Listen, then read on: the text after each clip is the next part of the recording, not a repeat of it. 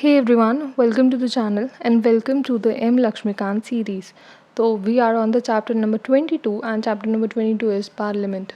तो पार्लियामेंट की ये लास्ट पार्ट है. अब तक हम 3 पार्ट्स इसके कवर कर चुके हैं जिसमें कि हमने काफ़ी सारा सेक्शन कवर कर लिया है और केवल हमारा लास्ट सेक्शन इस चैप्टर का रहता है जो कि हम इस वीडियो में कंप्लीट कर देंगे. बहुत ही छोटे छोटे से पार्ट्स हैं और काफ़ी अच्छे से मैंने एक्सप्लेन किया है, तो आपने अगर वो सब नहीं देखी हैं तो आप जाकर ज़रूर देखें. एंड इसमें हमने लास्ट वीडियो में हमने टाइप्स ऑफ बिल्स तक कर लिया था, तो इसमें हम टाइप्स ऑफ बिल से बात करने वाले हैं. तो अगर हम टाइप ऑफ बिल की बात करें तो 3 तरह के बिल होते हैं. पहला होता है ऑर्डिनरी बिल, दूसरा होता है मनी बिल और तीसरा होता है फाइनेंस बिल. तो let's start with ordinary bill. Ordinary bill जो हैं वो either house of the parliament में इंट्रोड्यूस किए जा सकते हैं, लाइक इन लोकसभा भी एंड इन राज्यसभा भी, दोनों ही हाउसेज में वो इंट्रोड्यूस किए जा सकते हैं ऑर्डिनरी बिल.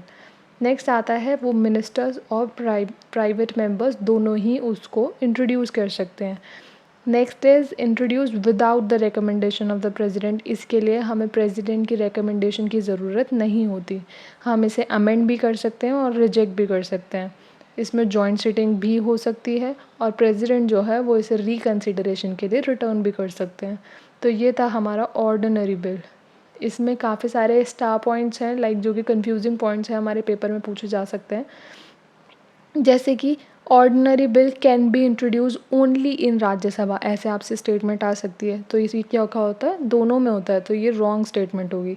या फिर ओनली प्राइवेट मेंबर्स ही इसको इंट्रोड्यूस कर सकते हैं, या फिर ओनली मिनिस्टर्स ही इसे इंट्रोड्यूस कर सकते हैं, तो वो भी क्या होगा, रॉन्ग स्टेटमेंट होगा.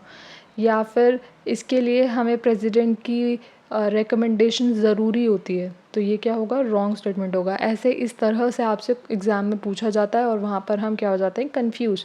तो यहाँ पर जहाँ पर भी ऐसे कंफ्यूजिंग पॉइंट्स हो, स्टार बना लें. तो इसके बाद चलते हैं अगले में जो कि है मनी बिल.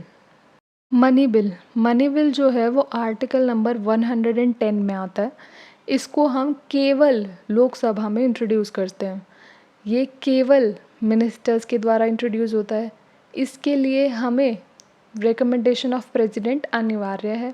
इसको हम अमेंड नहीं कर सकते हैं और रिजेक्ट भी नहीं कर सकते हैं. इसके लिए जॉइंट सिटिंग भी नहीं होती है. इसको हम रिटर्न या फिर रिकन्सिडरेशन के लिए भी नहीं भेज सकते हैं. और अगर इसमें कोई भी क्वेश्चन उठता है तो उसका जो आंसर होगा वो स्पीकर देंगे और स्पीकर का जो जवाब होगा वो फाइनल होगा. इसमें court, high court, supreme court का कोई रोल नहीं होता. तो आपको नोटिस किया होगा मनी बिल में जितना भी है वो सब कुछ ऑर्डिनरी बिल का उल्टा है. तो आप ऐसे याद रख सकते हैं कि जो भी ऑर्डिनरी बिल में होता है उसका उल्टा मनी बिल में होता है. और जितनी भी एक्सेप्शन वाली चीज़ें हैं वो ज़्यादातर मनी बिल में होती है, जैसे कि only in Lok Sabha, only in minister. इसीलिए मैं ओनली पर ज़्यादा फोकस कर रही हूँ, बिकॉज़ ओनली जो है वो हमें वहाँ जाकर फंसा देता है. तो ऐसी चीज़ें जहाँ पर भी आए वहाँ पर स्टार बना लें. नेक्स्ट आता है फाइनेंशियल बिल. फाइनेंशियल बिल जो होता है वो ऐसे बिल्स होते हैं जो कि फाइनेंशियल या फिर फिस्कल मैटर से डील करते हैं, जिसमें रेवेन्यू की चीज़ें आएँ या फिर जिसमें एक्सपेंडिचर की चीज़ें आएँ, तो उनको हम कहते हैं फाइनेंस बिल. अब फाइनेंस बिल जो होते हैं वो 3 तरह के होते हैं. पहला आता है मनी बिल जो कि हमने अभी अभी पढ़ा. दूसरा आता है फाइनेंस बिल 1 जो कि आर्टिकल नंबर 117 के पार्ट 1 में आता है.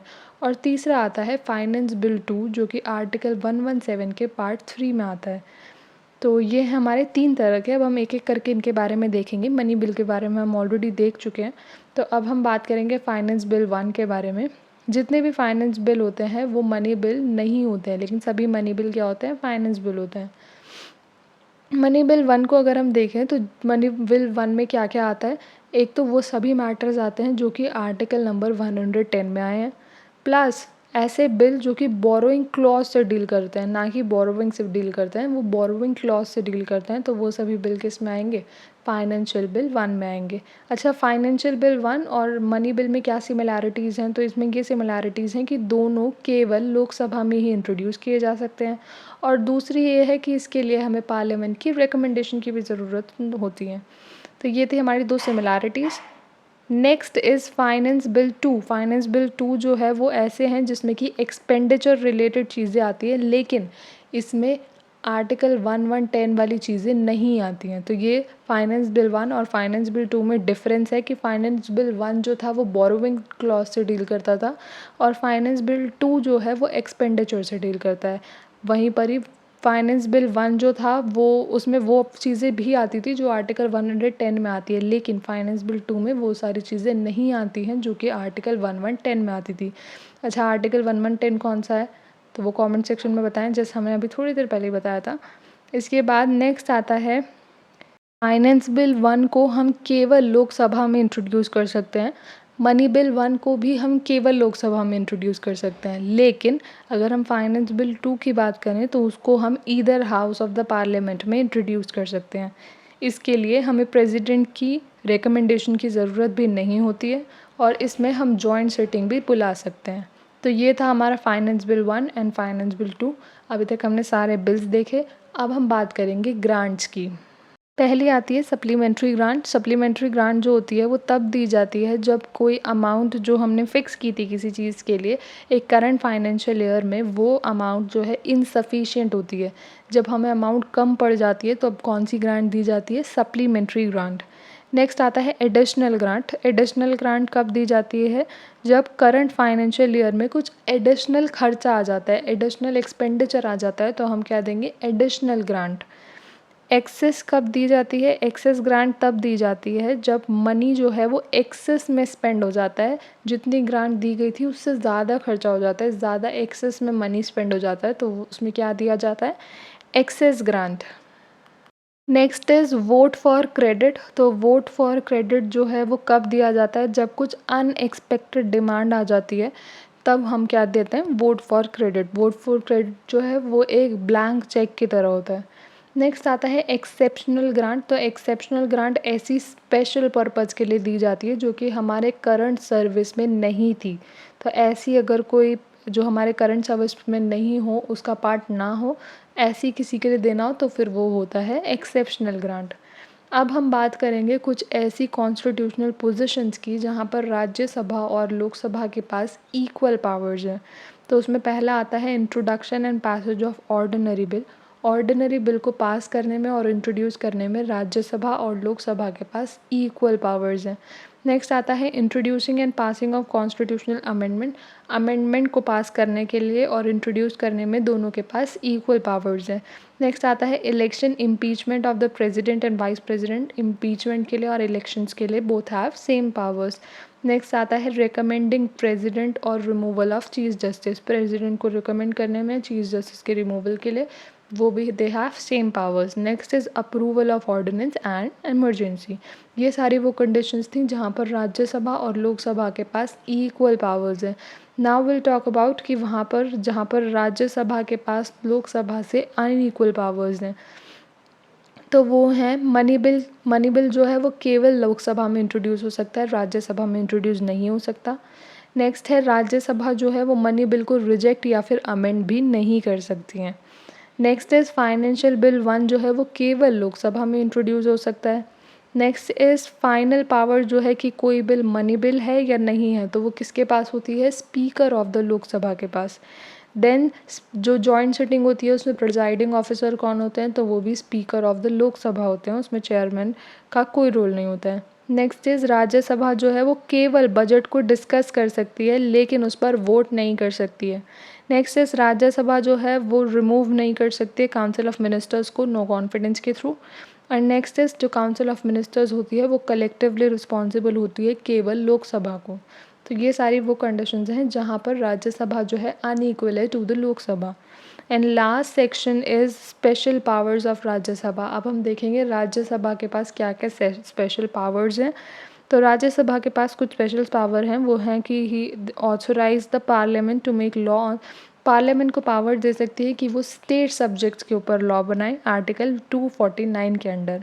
नेक्स्ट इज़ इट ऑथोराइज कि कुछ पार्लियामेंट को ऑथोराइज़ करती है कि वो नई ऑल इंडिया सर्विसेज बना सकें for state and for centre under article number 312।